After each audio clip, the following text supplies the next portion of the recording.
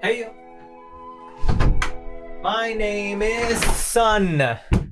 Welcome to my content. Content is getting kind of weird these days. I mean, everybody's been talking about it. People just throw the word around so much I kind of forget what it even means. Content this, content that, that's content, that's not content. Haha, content, haha. They just put white captions over everything and call it content. At this point, I think I have to re-understand content. But now that I'm creating content, I'm running into a problem.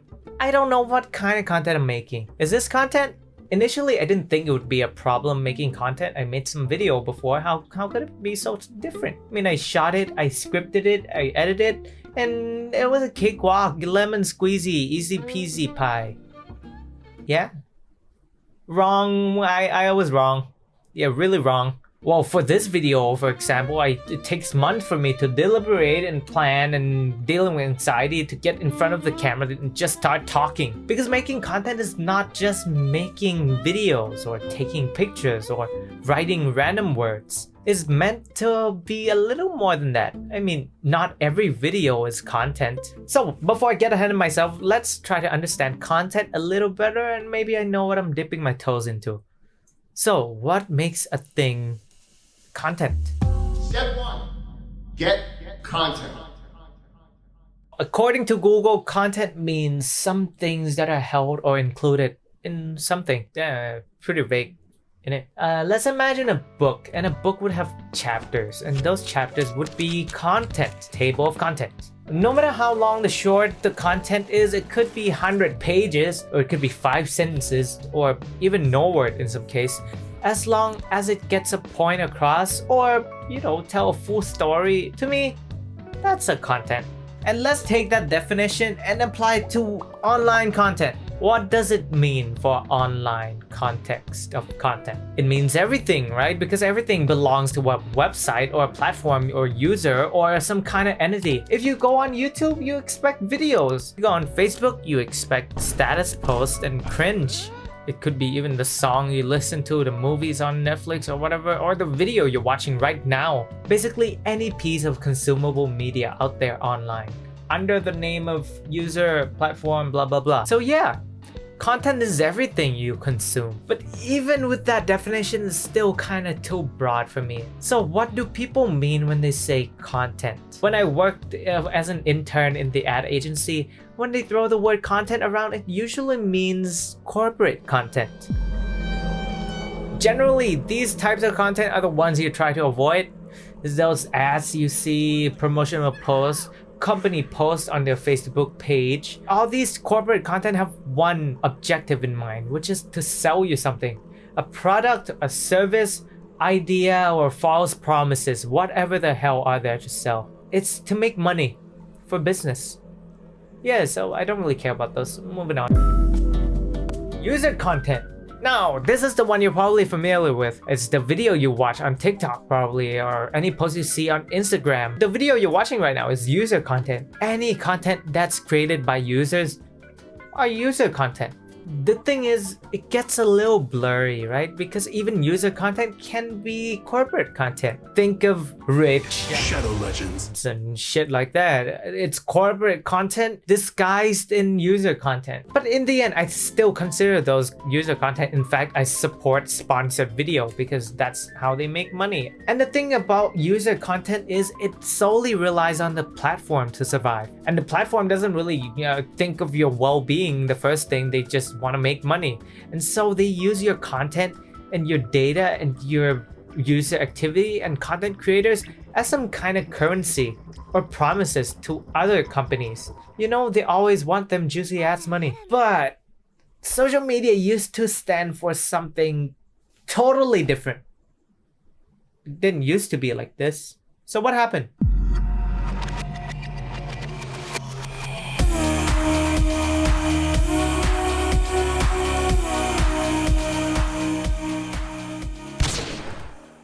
Okay, if you remember the younger days of social media, you probably remember that it's more about connecting with other people, or sharing stories and life experiences. Think back to early Facebook or early Instagram. It was solely for sharing pictures and status posts and, you know, live things. And there's also Twitch. It was still Justin TV back then. And also TikTok wasn't even a thing yet. It was called Musical.ly, and before that there was Vines. And early YouTube was video, just videos. People going to zoo, people going in a car, getting bit on the finger. And all these platforms provide a new avenue for content creators to experiment with new types of content. But the beauty of it is, money wasn't a thing yet. So people just make things because they want to make things. Some people want to educate or inspire the people into becoming a better self, and they can do that. Some want to just hang out and feel connection with strangers and play games with them, you can do that too. Or you want to feel validation or some sort of connection, you go on Reddit and complain. And then the corporations attacked. YouTube and Facebook went full corporate. You remember these ads? The little ads on YouTube? The little banner, lower third banner down the bottom? Yeah, those ones. They don't exist anymore. You don't really see it. Now it becomes like 5-second ad or 15 seconds unskippable ads, and there's 2 of them in a row now. Imagine in 5 years what is it gonna be like? It's gonna be like watching TV all over again with 5 minutes of commercial and 2 minutes of actual content. God damn! But it's not just the monetization system that changed. The whole platform, the whole ecosystem, the culture, subculture, the people have grown. Everyone has changed.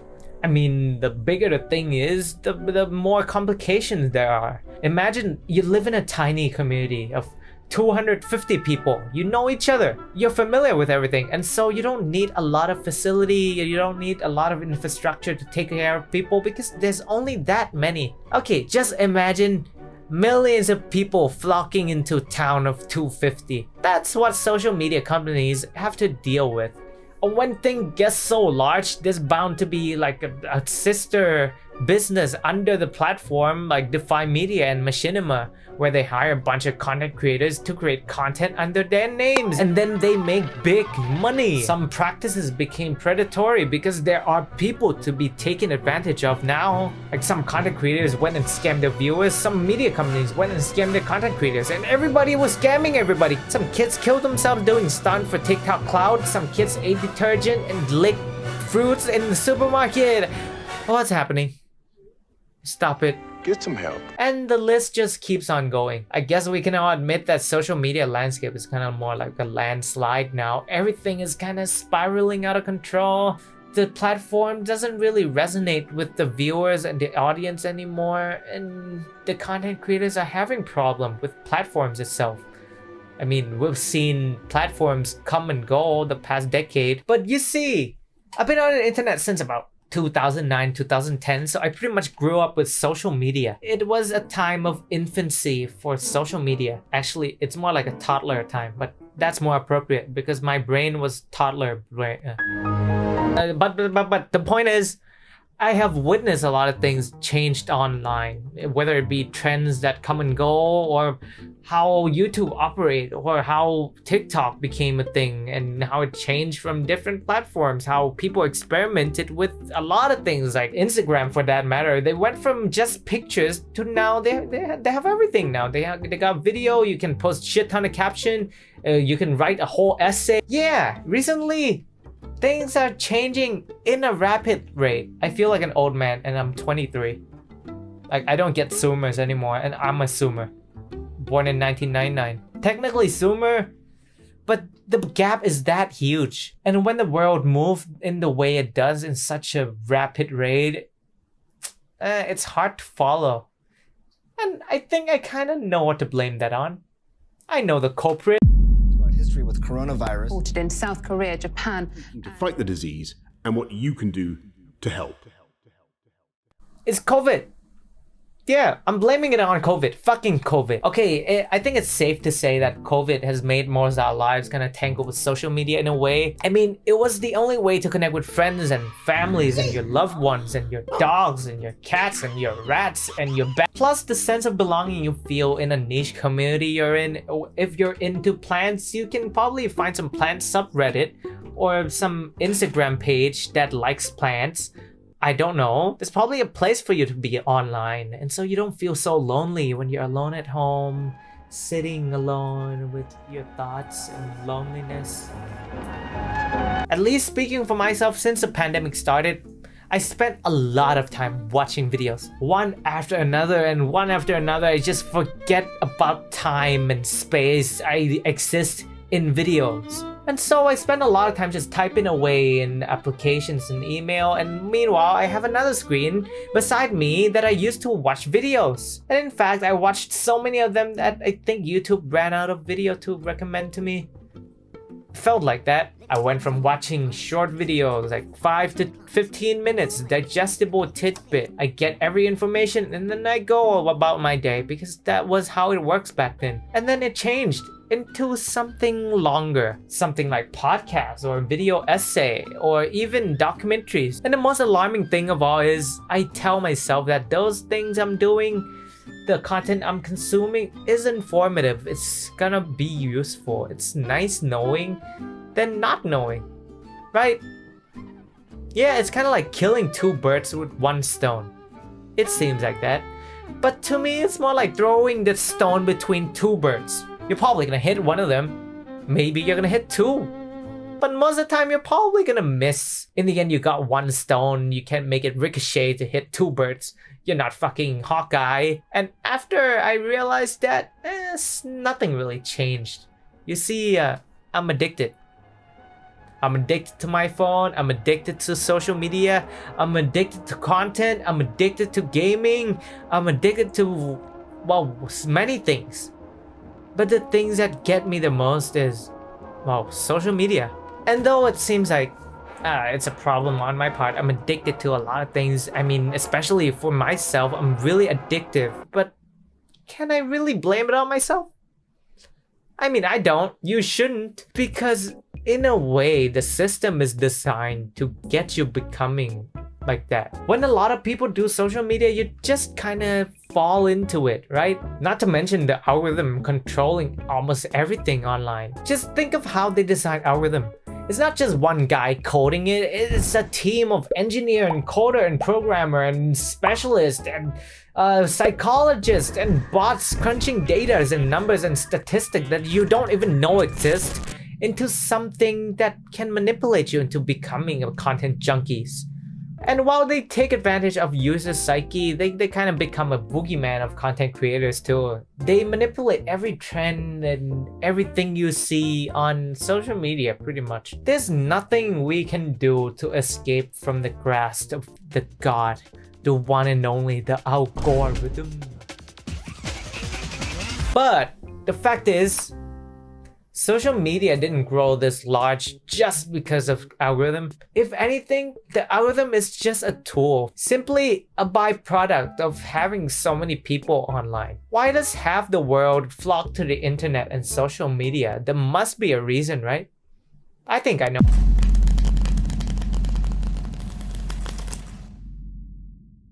You got phones, I got phone, everybody got phone. Back then, phone was well, stupid as shit. Until it became a little smarter. Some of them got scrolly buttons, some of them got flip things, some of them got like a touchy screen thing, and that became common. Phone became smarter. There's iPhone, which pioneered smartphone business. And then people start getting on the bandwagon and Android became a big thing. And Android is cheap, it's accessible, and one thing led to another. The bigger the market, the more competition, more phone, the more people get phone cheap. Everybody got phone now. And when the big guys pounce on that lucrative opportunities, they just became batshit insane with making money. Social media is made free and convenient and easy to sign up just because that's how they make money. Get more people. But then the amount of people is not enough. They gotta make a system where they can keep people using their platform as long as they can, as much as they can, as often as they can. That's why you get a bunch of notifications that you don't even like to see. That's why you get reminders everywhere you go. That's why a lot of people use these platforms, because it became a norm. And speaking of norm, let's talk about habit. Consuming has been a habit of mine. You live at home. You take a shit in a bathroom. What do? You pull up your phone. I mean, I pull up my phone. I remember when I didn't have my phone. I remember how the shit felt like. And what about while you're eating alone at lunch or dinner? And, you know, it's lonely, right? So you need some sound, some noise to distract you or something to listen to. So you pull up a phone and a video on YouTube to watch. Or what about your commute to work? What do you listen to? Podcast? Song? You're probably on some kind of content. And yeah, I think you see where I'm getting at. There's a reason why social media is such an accessible thing and so convenient. And that's why smartphone is such a revolutionary thing in our time. Because you can say almost all of us human beings are just kind of hooked into it. Anyways, these companies, they don't really discriminate. Whether you be a 5-year-old kid, I don't know, 70-year-old, you can still fall prey to any shady practices online. Well, you can see old people getting scammed by scammers out there, or you can see kids getting their reality distorted by social media, by Instagram influencers, and by other weird echo chamber. For myself, my attention span has been shot to shit thanks to the internet and the social media. Also myself. In the end, social media does provide good things for people, right? Without those platforms like YouTube, I wouldn't be able to post videos like I do. Despite all the shadiness and destruction and damage that social media has done to other people, I'm kind of still thankful for it because we wouldn't have this outlet for creativity and connection, and you know, you learn so much about other cultures and food and traditions and architectures and everything, and it's free to do anything on there. It's actually free, and that's why I'm making content. Content always have a place and time to exist. That's actually what I tell myself, so I don't get sad. Just for a bit of context, I'm in kind of a low point in my life where nothing really works out. I went to intern and I quit because I hated it. And during the pandemic, I lost a lot of motivation to do stuff. I lost a lot of passion for the things I used to love, like making videos and playing games even. Hobbies were out of the window. And so this video is kind of a way for me to get back into what I want to do in life. Doing it so far just made me a lot happier than I was like a few months ago. And I really think most people just like to do something, and making content is such a weird thing because you can do anything and call it content, and that's the beauty of it.